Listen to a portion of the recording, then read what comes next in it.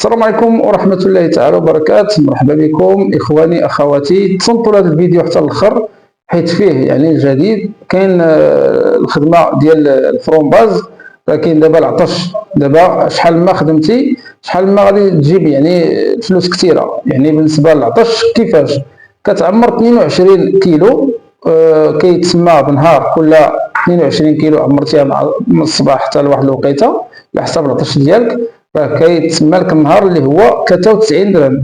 فوق داك 22 كيلو كل كيلو زدتيه كتزيدو ب5 دراهم. يعني غير اللي ما بغاش يخدم يعني خدمه راه عطش، واللي بغات تخدم على راسها ولا اللي بغا يخدم على راسو يتصنت لهذا الفيديو. والطراجي غادي يكون من التشيره، وغادي يكون القليعه، غادي يكون سيدي بيبي الدرايد، كذلك دوار غزاله، وكاين الرومبان ديال ايتو ميمون، والخميس اي تعميره، والفيرما راه كاينه في النواحي ديال الخميس اي تعميره.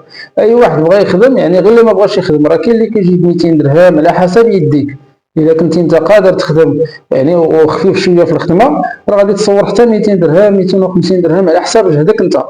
حيت يعني عندك واحد القدر كتوصلوا 22 كيلو، كتوصلوا من فوق 22 كيلو كل كيلو زدتيه كيزاد ب5 دراهم.